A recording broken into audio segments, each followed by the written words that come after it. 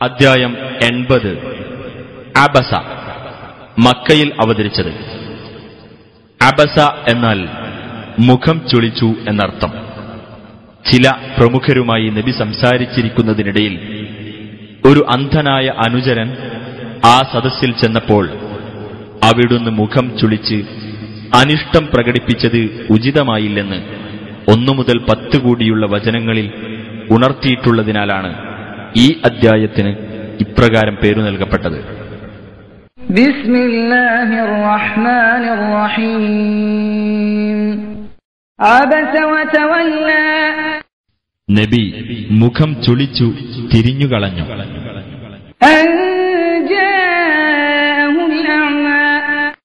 അദ്ദേഹത്തിന്റെ അടുത്ത് ആ അന്ധൻ വന്നതിനാൽ.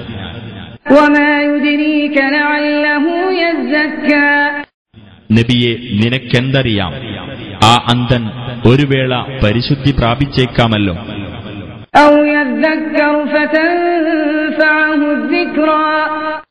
അല്ലെങ്കിൽ ഉപദേശം സ്വീകരിക്കുകയും ആ ഉപദേശം അയാൾക്ക് പ്രയോജനപ്പെടുകയും ചെയ്തേക്കാമല്ലോ.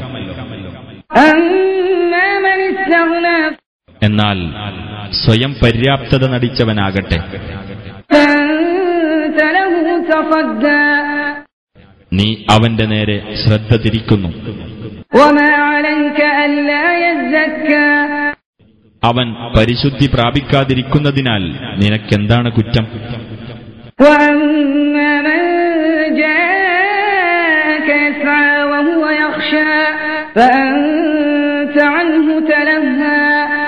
എന്നാൽ അല്ലാഹുവെ ഭയപ്പെടുന്നവനായിക്കൊണ്ട് നിന്റെ അടുക്കൽ ഓടി വന്നവനാകട്ടെ, അവന്റെ കാര്യത്തിൽ നീ അശ്രദ്ധ കാണിക്കുന്നു.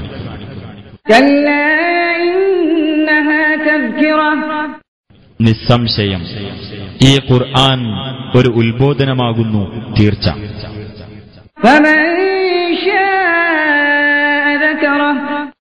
അതിനാൽ ആർ ഉദ്ദേശിക്കുന്നുവോ അവനത് ഓർമ്മിച്ചുകൊള്ളട്ടെ. ആദരണീയമായ ചില ഏടുകളിലാണത്. ഔന്നത്യം നൽകപ്പെട്ടതും പരിശുദ്ധമാക്കപ്പെട്ടതുമായ ഏടുകളിൽ. ചില സന്ദേശവാഹകരുടെ കൈകളിലാണത്. മാന്യന്മാരും പുണ്യവാന്മാരും ആയിട്ടുള്ളവരുടെ.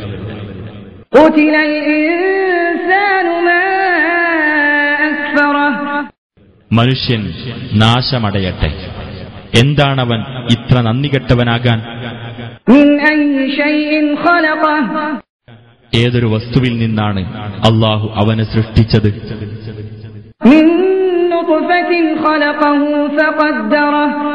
ഒരു ബീജത്തിൽ നിന്ന് അവനെ സൃഷ്ടിക്കുകയും എന്നിട്ട് അവന്റെ കാര്യം വ്യവസ്ഥപ്പെടുത്തുകയും ചെയ്തു.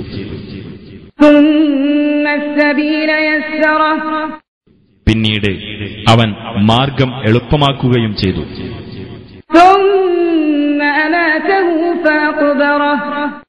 അനന്തരം അവനെ മരിപ്പിക്കുകയും ഖബറിൽ മറയ്ക്കുകയും ചെയ്തു.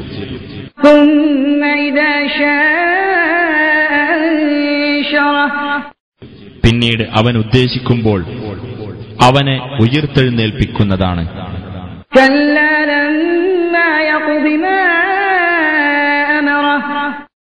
നിസ്സംശയം അവനോട് അല്ലാഹു കൽപ്പിച്ചത് അവൻ നിർവഹിച്ചില്ല.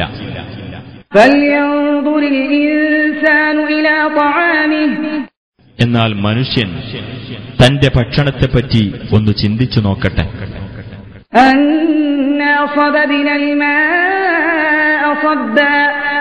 നാം ശക്തിയായി മഴവെള്ളം ചൊരിഞ്ഞുകൊടുത്തു.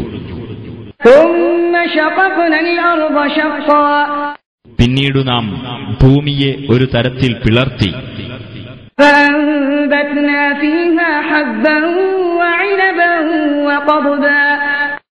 എന്നിട്ട് അതിൽ നാം ധാന്യം മുളപ്പിച്ചു, മുന്തിരിയും പച്ചക്കറികളും, ഒലീവും ഈന്തപ്പനയും, ഇടതൂർന്നു നിൽക്കുന്ന തോട്ടങ്ങളും. وفاكهة وأبا പഴവർഗ്ഗവും പുല്ലും. متاعا لكم ولأنعامكم നിങ്ങൾക്കും നിങ്ങളുടെ കന്നുകാലികൾക്കും ഉപയോഗത്തിനായിട്ട്. فإذا جاءت الصاخة എന്നാൽ ചെകിടടപ്പിക്കുന്ന ആ ശബ്ദം വന്നാൽ يوم يفر المرء من أخيه അതായത് മനുഷ്യൻ തന്റെ സഹോദരനെ വിട്ട് ഓടിപ്പോകുന്ന ദിവസം. وأمه وأبيه തന്റെ മാതാവിനെയും പിതാവിനെയും وصاحبته وبنيه തന്റെ ഭാര്യയെയും മക്കളെയും. لكل امرئ منهم يومئذ شأن يغنيه അവരിൽപ്പെട്ട ഓരോ മനുഷ്യനും തനിക്ക് മതിയാവുന്നത്ര ചിന്താവിഷയം അന്നുണ്ടായിരിക്കും. وجوه يومئذ مسفرة അന്ന് ചില മുഖങ്ങൾ പ്രസന്നതയുള്ളവയായിരിക്കും. ضاحكة مستبشرة ചിരിക്കുന്നവയും സന്തോഷം കൊള്ളുന്നവയും.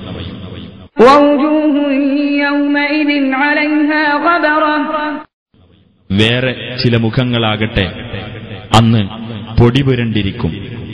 ترهقها قترة അവയെ കൂരിരുട്ട് മൂടിയിരിക്കും. أولئك هم الكفرة الفجرة അക്കൂട്ടരാകുന്നു അവിശ്വാസികളും അധർമ്മകാരികളുമായിട്ടുള്ളവർ.